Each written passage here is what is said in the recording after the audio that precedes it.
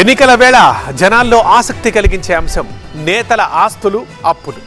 ఇక star politician ఆస్తులపై అటు అభిమానులతో పాటు ఇటు రాజకీయ వర్గాల్లో కూడా ఆసక్తి ఉంటుంది. ఇదే క్రమంలో లేటెస్ట్గా రిలీజ్ అయిన టీవీకే అధ్యక్షుడు విజయ్ ఎన్నికల అఫిడవిట్ ఇప్పుడు హాట్ టాపిక్గా మారింది. అఫిడవిట్లో ఆస్తుల వివరాలతో పాటు మరిన్ని ఇంట్రెస్టింగ్ అంశాలున్నాయి. అవి ప్రజల్లో ఆసక్తి రేకెత్తిస్తున్నాయి.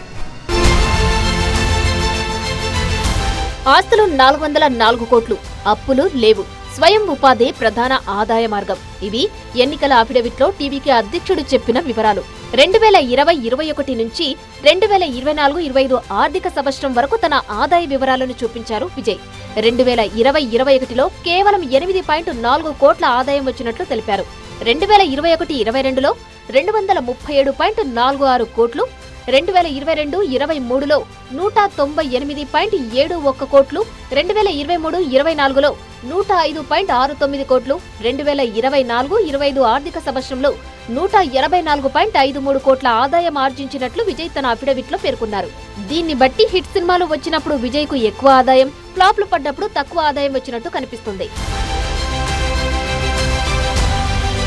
ఇటీవల విడాకుల పిటిషన్ దాఖలు చేసిన తన భార్య సంగీత పేరుపై ఉన్న ఆస్తుల వివరాలను కూడా అఫిడవిట్లో చూపించారు విజయ్.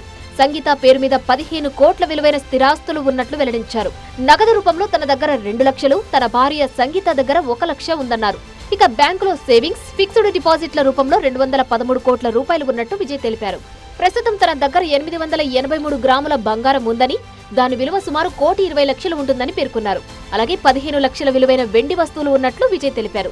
ఇవి కాకుండా 198 కోట్ల విలువైన స్థిరాస్తులు ఉన్నట్లు తెలిపిన విజయ్, వాటిలో కొన్ని సొంతంగా కొనుగోలు చేసినవి కాగా మరికొన్ని వారసత్వంగా సంక్రమించినవి ఉన్నాయని వివరించారు.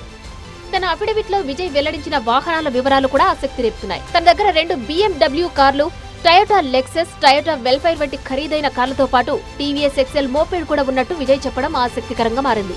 స్వయం ఉపాధి, వడ్డీ, ఆస్తుల నుంచి వచ్చే అద్దె ఆదాయాలను తన ప్రధాన ఆదాయ వనరులుగా చెప్పారు విజయ్.